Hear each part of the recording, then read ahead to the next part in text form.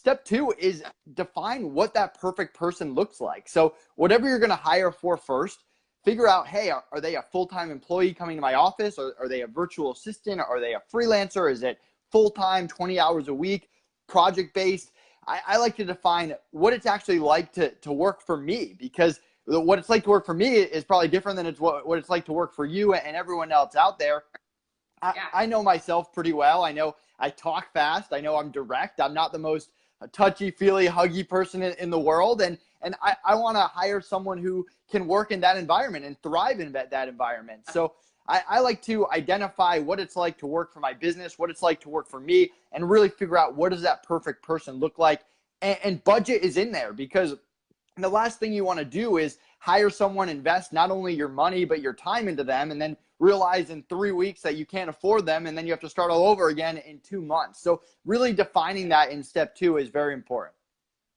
Yeah, no, I agree completely. And like you know, I talk fast, I move fast. Like if you work for Modgrow, like you have to be agile, you have to be able to roll with the punches, and you have to keep clear communication. And so when I'm looking for someone else to hire, I'm totally upfront, just like Nate said, with like what I am expecting. Like, look, if you can't, you know, independently work by yourself, first of all, like work well with the team, awesome. But if you need hand holding, that you're not a good fit, right? If you're not a fast, you know, fast learner and you can't move quickly, not a fit, you know. And so I spell all of these things out, right? And I'm super honest, just like you. Like I'm pretty blunt and direct. Like if I don't like something, or if you're not meeting my standards, I'm gonna tell you about it. And if you don't like that, then you know, sorry, but I have certain ways I like to do things. You know, for those, I know the different levels we're talking about here, but you know, not the expert level where I'm looking for them to tell me.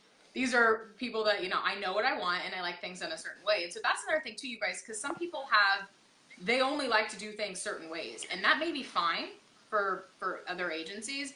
But with certain things with me, like I need you to do it this way. Sure, you can put your little spin on it, but I kind of need you to follow this process and how I like things done. And not everyone is going to be a fit for that. So like Nate said, the more honest and upfront you can be about everything, the budget, you know, what your environment is like working for you. Do you use Slack? Do you use Basecamp? Like what are your expectations? All of that is huge up front. Otherwise you're going to waste time working and hiring, you know, people that aren't going to work out. And then you're back to square one, or worse than you were before. So good Exactly. point. Yeah. So step one is figure out what you want to take off your plate. Step two is identify what your perfect person looks like. And step three is to interview. And when I say interview, don't just interview for skill, interview for attitude and communication as well. And that's really what the FreeeUp interview process is all about. I mean, I realized a long time ago that you can hire someone with 5-star reviews, or you can hire someone with a great resume, and 3 weeks later it blows up in your face, and you wonder why. And it's because just vetting for skill is not good enough. You have to find people that are passionate about what they do. They're not just in it for the paycheck. They don't get aggressive the second that something doesn't go their way. And we do one-on-one interviews for attitude, because we know how important that is to having a successful hire. On the flip side, communication. I mean, we obviously, you want them to speak your language at a high level, but communication goes well beyond that. They have to be able to hit deadlines. They have to be able to keep you updated. You can't have back or he said, she said when it comes to scope down the line.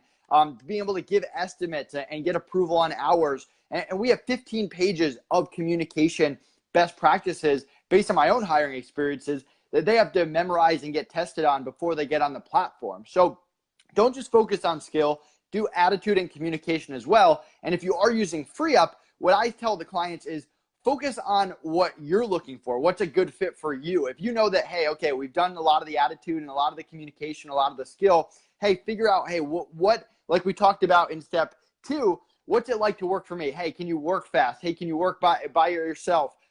If it's something like, hey, I need someone to work every Saturday, make sure you address all those little points in the interview, because the last thing you want to do is have a 45-minute interview and then the last minute you ask a question and you figure out, oh, they can't even work the schedule that you need. So that interview is step three.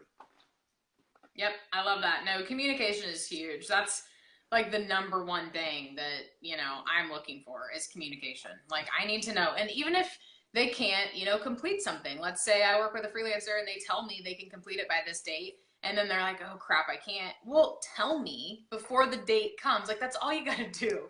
But that's, like, believe it or not, that's been an issue with, in the past of hiring people is just communication. And that's why I am so adamant now when I do hire people, like, look, you have got to be an excellent communicator. Like, we have to keep the lines of communication open at all times and keep transparency going, because we are on deadlines and we have projects that need, that need stuff done in a timely fashion. So yeah, communication is huge, definitely. And I love that you guys do all of that, because you're right. You could, hire, oh, they're so great, they're 5-star reviews, and then they go AWOL for like 5 days, and you're like, what the heck is going on? I have this tasks, piling up, and they're nowhere to be found. So I love that you guys have that awesome, training.